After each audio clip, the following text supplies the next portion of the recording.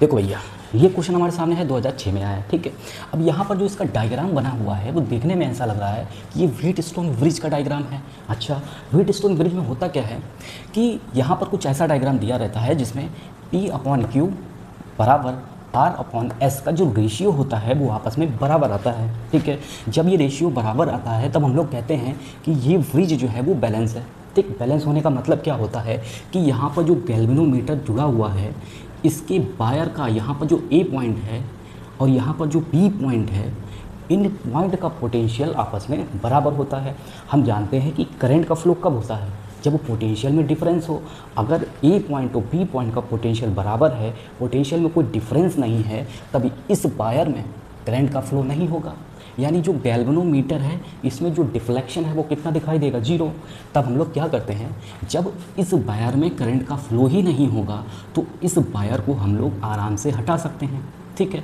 फिर P और Q ये सीरीज़ में आ जाते हैं, R और S ये सीरीज़ में आ जाते हैं। फिर बाद में सॉल्व करके ऊपर वाली लाइन और ये वाली लाइन पैरेलल में आ जाती है। फिर हम सर्किट को आराम से सॉल्व कर लेते हैं, ठीक। तो ये तो होगा हमारा व्हीटस्टोन ब्रिज की बात, ठीक है। अब यहाँ पे देखो, क्वेश्चन हमारा कह रहा है कि अगर हम A और P के बीच में कोई वायर लगाएं तो हमें बताना है कि करंट का फ्लो किधर होगा, B से A में होगा या A से B में होगा या कुछ और होगा। अच्छा, अब देखो हम सबसे पहले चेक करते हैं कि ये जो ब्रिज है, जो व्हीटस्टोन ब्रिज की तरह लग रहा है, क्या ये बैलेंस है। अच्छा, अगर हम 4/4 करें बराबर 1/3 करें तो हमें क्लियर दिखाई दे रहा है कि ये रेशियो बराबर नहीं आएगा। ऐसे देख सकते हैं यहाँ पे 4/4 किया बराबर 1/3 किया तो ये रेशियो बराबर नहीं है। अगर ये रेशियो बराबर नहीं है तो सीधा सा मतलब है कि ए पॉइंट का पोटेंशियल कुछ और होगा, बी पॉइंट का पोटेंशियल कुछ और होगा। यानी यहाँ पर पोटेंशियल में डिफरेंस आ गया। और जब भी ए पॉइंट का पोटेंशियल बी पॉइंट का पोटेंशियल अलग अलग होता है तो वहाँ पर करंट का फ्लो होता है, ठीक है। अब करंट का फ्लो ए से बी की तरफ होगा कि बी से ए की तरफ होगा, ये डिपेंड करता है कि ए पॉइंट पर पोटेंशियल ज़्यादा है या बी पॉइंट पर पोटेंशियल ज़्यादा है। हम जानते हैं करंट का फ्लो किस डायरेक्शन में होता है, हाई पोटेंशियल से लो पोटेंशियल की तरफ। अच्छा, तो सबसे पहले हमें ए पॉइंट का पोटेंशियल पता करना पड़ेगा, फिर बी पॉइंट का पोटेंशियल पता करना पड़ेगा, फिर हम डिसाइड कर पाएंगे कि करंट की डायरेक्शन ए से बी की तरफ होगी या बी से ए की तरफ होगी, ठीक है। अब देखो, ये पता करने के लिए हमारे पास दो रास्ते हैं। एक तो रास्ता हमारे पास है कि पहले हम जो सीरीज़ में है उसको सॉल्व करें, फिर हम करंट निकालें, ठीक है, फिर हम पोटेंशियल ड्रॉप देखें। देखो, अब देखो 4 ओम और 4 ओम सीरीज़ में है। अगर यहाँ पे वायर नहीं लगा है अभी तो 4 ओम और 4 ओम सीरीज़ में है तो पहले हम इसको सॉल्व करें, उसके बाद हम करंट निकालें, ठीक है।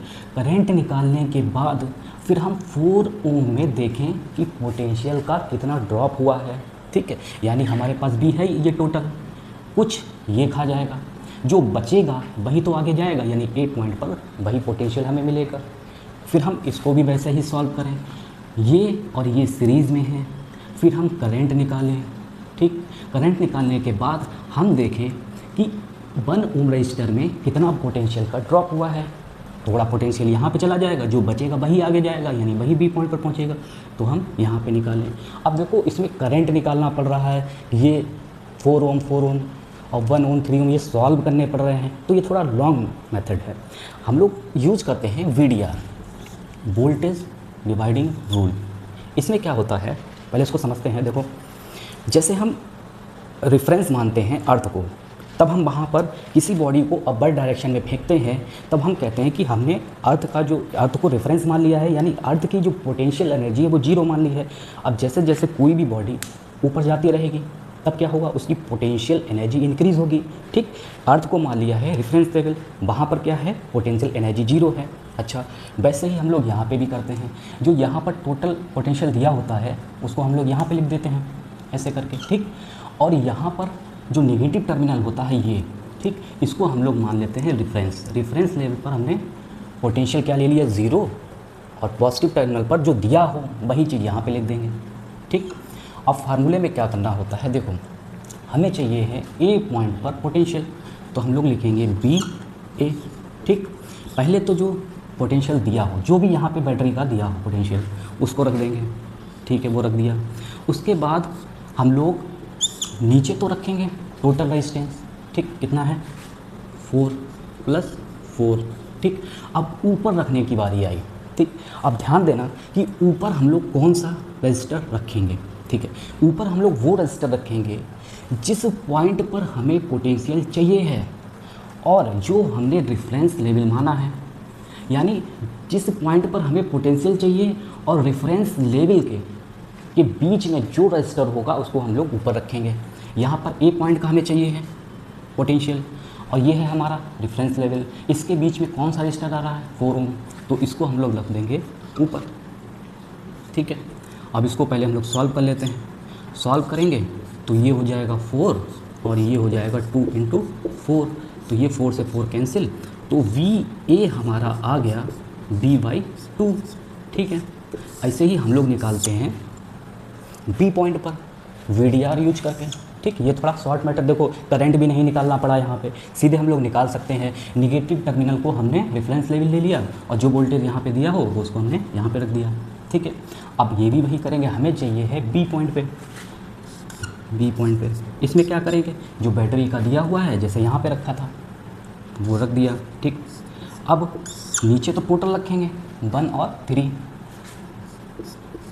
ठीक है, ऊपर कौन सा रखना है, जिस पॉइंट पर हमें पोटेंशियल चाहिए है और रेफरेंस लेवल के बीच वाला जो रजिस्टर होगा वही हमें रखना है।